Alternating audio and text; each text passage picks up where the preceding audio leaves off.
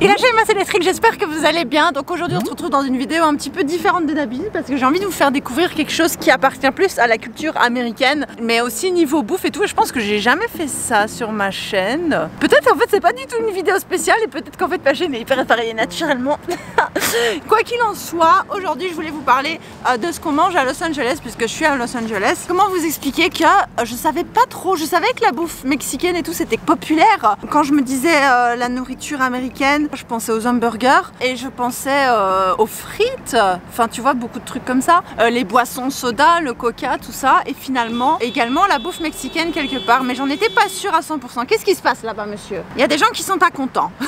Et en fait je me suis rendu compte qu'il y avait un restaurant un peu mexicain comme ça, de Tex-Mex, on appelle ça comme ça à Bruxelles, à la place de Brouckère, et j'y allais, c'était des nachos, c'est des trucs un peu de la viande pilée comme ça mélangée avec du fromage, je pense que ça existe encore d'ailleurs. Et pour moi c'était ça la nourriture mexicaine quoi, enfin c'était du Tex-Mex quoi, mais en fait Tex-Mex et nourriture mexicaine c'est pas vraiment la même chose. Tex-Mex c'est plutôt mexicain et américain, genre le mix un peu adapté à la double culture qu'ont énormément d'américains d'origine mexicaine ici. Il faut savoir qu'une des nourritures préférées de Mochi, qui a vécu à Los Angeles d'ailleurs, c'est la nourriture mexicaine. Et qu'est-ce qui fait foi en tant que nourriture mexicaine à Los Angeles plus précisément, enfin aux États-Unis mais surtout à Los Angeles parce que c'est un restaurant qui vient d'ici, c'est le King Taco qui a été ouvert dans les années 80 par un Mexicain qui avait, je pense qu'il avait immigré, et c'est devenu hyper populaire, et je pense qu'il y a entre 20 et 30 locations actuellement, donc c'est super cool, merci Wikipédia. Et ça cartonne, et en fait moi personnellement la nourriture mexicaine comme c'est un peu piquant et tout, c'est pas vraiment le truc qui me botte le plus. Mais Mochi m'a dit mais si, il garde Momo-chan à la maison, hein. Mochi c'est mon mari pour ceux qui savent pas, et Momo-chan c'est ma fille,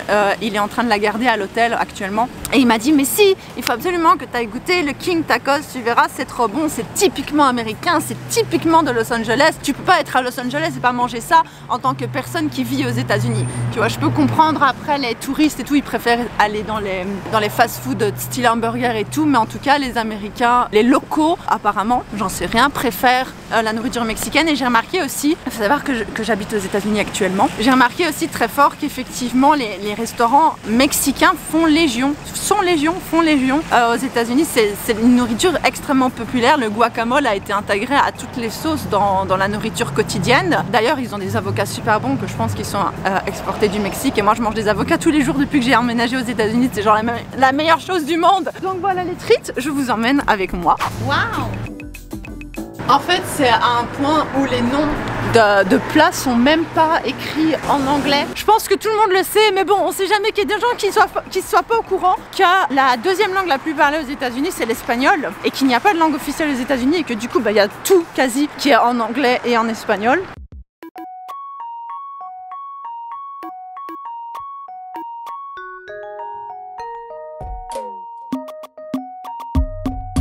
Ok les tris, je me suis mise dans un coin pour pas trop déranger les gens, mais Mochi m'a dit ce que je devais commander, donc je sais pas trop ce que ça vaut. Je vous avoue que je suis pas une énorme fan de cuisine mexicaine, donc je sais pas, mais j'ai remarqué une chose depuis tout à l'heure, c'est que genre il y a que des Mexicains. J'ai rien contre ça, mais genre je pense qu'il y a combien de gens ici? Il y a beaucoup de gens. Déjà le restaurant est grand. C'est pour ça que je peux pas trop filmer, parce que j'ai pas envie tu sais de passer avec la caméra devant les gens. Franchement si on dit qu'il y a 100 personnes, il y en a 90 qui sont mexicains quoi. C'est assez frappant. Donc ça veut dire que c'est de la nourriture authentique. C'est ça que Mochi dit toujours. Il dit quand tu vas dans un restaurant japonais et qu'il y a plein de japonais, ça veut dire que la nourriture est authentique. Sinon il m'a proposé de commander de la horchata. Je sais pas comment ça se prononce, mais en gros c'est ce que vous avez vu la jeune femme me verser là tout à l'heure. Donc je vous montre un peu la couleur, j'ai aucune idée de ce que c'est. Ah ça sent bizarre. Je vais regarder d'abord sur Wikipédia ce que c'est, parce que je suis inquiète. Ah oui, et j'ai un numéro, ils vont m'appeler pour que j'aille chercher mon truc, donc je dois pas trop m'étaler non plus. Apparemment l'horchata c'est une boisson typiquement mexicaine. Ah c'est des boissons à base de plantes et de lait. C'est d'Amérique centrale. C'est aussi une boisson qu'on appelle semilla de jicaro, qui est fait avec des grains de jicaro, du riz et des épices comme du cacao, du cinnamon. C'est quoi déjà du cinnamon? Vous savez c'est quoi? Des graines de sésame, de la vanille. Oh putain, il y a beaucoup de choses dans ce truc. Ok, on va goûter. Du coup c'est du lait de riz avec plein d'autres épices mélangées quoi. En fait c'est du thé. Ça vous fait pas penser à du thé mais avec du lait? On sent fort la cinnamone, hein. C'est très sucré. Mais c'est bon, mais il faut s'habituer parce que je trouve ça bizarre une boisson avec de la cinnamone dedans. Mais aux États-Unis, la cinnamone, ils en foutent partout en fait. Cannelle, c'est de la cannelle les treats. C'est pas ouf. Après chacun ses goûts, hein, mais c'est pas ouf. Ok, du coup les treats, j'ai reçu mon plat. J'ai reçu un burrito des familles avec un petit taco à la viande de bœuf. On va voir ce que ça donne, hein. Écoutez, j'ai pris sans sauce parce que j'ai peur. Je vous ai déjà expliqué dans une autre vidéo qu'en fait tout était piquant aux États-Unis. J'ai demandé s'ils avaient de la sauce non piquante. Ils ont dit non, non, c'est pas piquant, c'est pas piquant. J'ai fait c'est bon, c'est piquant, j'ai compris. Ça servait même à rien de demander en fait. Ok les treats, voyons voir. Regardez ce joli produit de beauté que vous allez pouvoir appliquer sur votre visage. Du coup je le roule en fait. Je crois bêtement ça se mange comme ça, tu vois.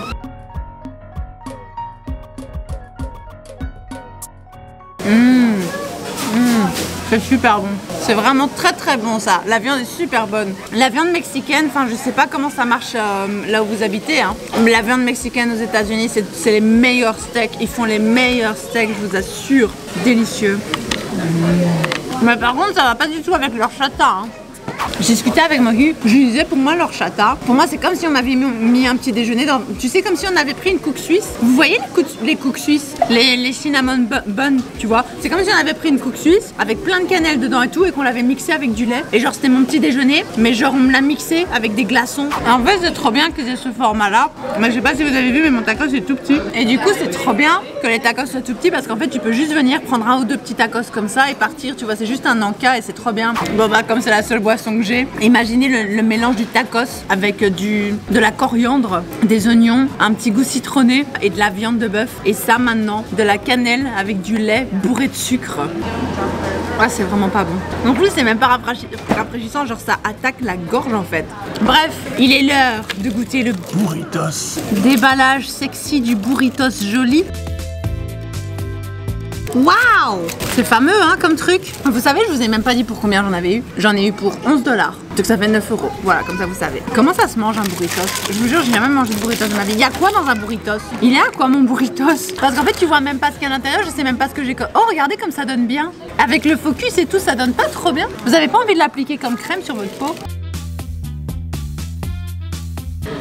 C'est genre trop bon. Regardez à l'intérieur. Best burrito ever. Regarde-moi ce burrito.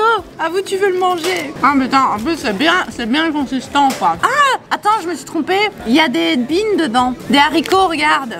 Tu le vois ou pas mon haricot? Tu le vois pas parce qu'il n'a pas de focus mon haricot. Et mon haricot il est pas, j'allais dire mon Harry Potter.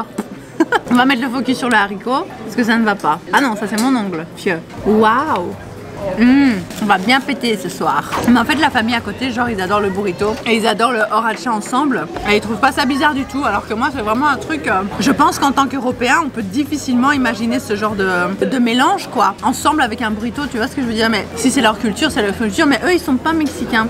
Je sais pas d'où ils sont. Ah, il y a du riz.